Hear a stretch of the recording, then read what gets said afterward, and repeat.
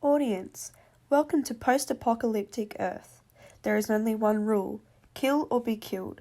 Survival of the fittest has turned into survival of the richest. Enjoy your time, ladies and gentlemen, and may the odds be ever in your favour. Happy Hunger Games, and may the odds be ever in your favor. Today I will be explaining and going through the matching comparisons of both the Hunger Games and the real world in connection to dystopian themes. But first, what is a speculative narrative? A speculative narrative is a narrative in which certain context does not exist in the real world. In the case of the Hunger Games, television shows to the death, literally. They often convey true messages or fears and warnings our society could possibly be looking at in the future. And what is dystopia? Dystopia, described by Google, is an imagined state or society in which there is great suffering or injustice, typically one that is totalitarian or post-apocalyptic. The Hunger Games is a novel published in September 2008 and a series of films directed by Gary Ross. The Hunger Games is a story of a nation brought to its knees when a television show where two teens, one boy, one girl from each district of 12, are chosen at random and made to fight to the death for their district and the enjoyment of the television audience. This television show is run by those top people at Panem, the capital of their nation. In the film, all those teens of 12 districts are called upon for the choosing of two teen components. When Katniss's sister's name is called out, Katniss volunteers for her.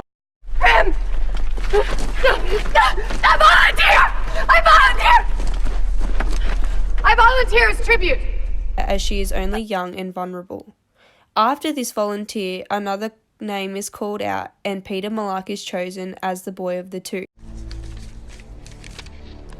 Peter Malark.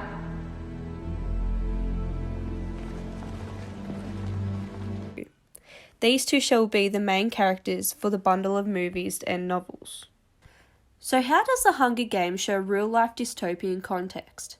Well, there are many connecting themes throughout the series of movies, The Hunger Games. Exemplified in Susan Collins' The Hunger Games, there are distressing correlations between our society and Panem.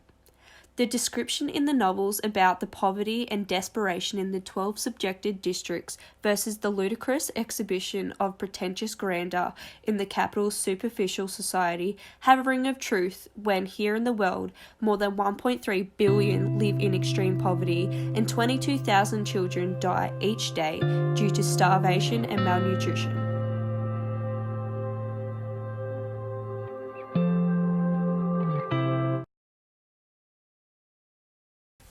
In comparison, NPR recently reported in January 2017 that according to a new study published by Oxfam, just 1% of the world's population controls nearly half of the planet's wealth. The world's 85 richest people own as much as the poorest 50% of humanity. So, although we may not see wealthy celebrities wearing white pancake makeup walking around in head-to-toe purple roses and professionally coiffed blue wigs, we're not really that far off. Today's world is insanely competitive when it comes to television shows and getting attention and views. There are so many ludicrous shows to watch nowadays, varying from Man vs. Food to physical wipeout courses. A television show where people are completely wiped out and sometimes even hurt is what today's society finds entertaining. Today, the gruesome fates of people and watching them in despair is what our society yearns for. Whether it be a lust for blood or some kind of excitement we get out of gruesome fates of people on television, our society is quite different to those before us. Growing up watching these kinds of movies like The Hunger Games, today's society is used to gory and gruesome television shows, and movies, it takes a lot to entertain us. Therefore, shows are getting out of hand and extremely crazy and violent. Today's shows are much like the television show The Hunger Games in Panem. Both are violent and gruesome.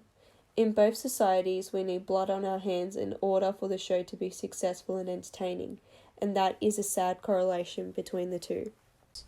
Man vs. Food, a show with no positive messages or any components that help society, but a show of a man seeing how much he is able to eat. This television show purveys nothing but pure greed. She literally has no way to put food into Joshua's belly. As some 795 million people in today's world are starving. This show is a pure representation of the greed in today's society. How does this television show connect to the context in the Hunger Games? It is connected by the theme of greed and the craze for attention towards media.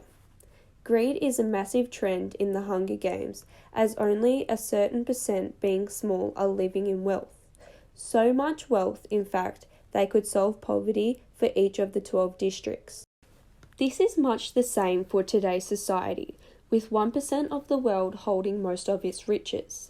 Insane television shows and the need for ridiculous entertainment are the same in both worlds. The difference? Those in today's society often volunteer to be on these television shows, where in Panem it's a world of no choice, and teens are sacrificed and may volunteer for someone else, but in the series there is no getting out of your death fate. In today's society, we have that choice, and the shows are nowhere near to the extent as the fight to your death theme. But a lot of the main themes and components are the same. Our two worlds really aren't that different, with the two main problems in both worlds including poverty, greed, and reality TV. Our worlds are joined, and some may say soon enough our world could be close to being theirs.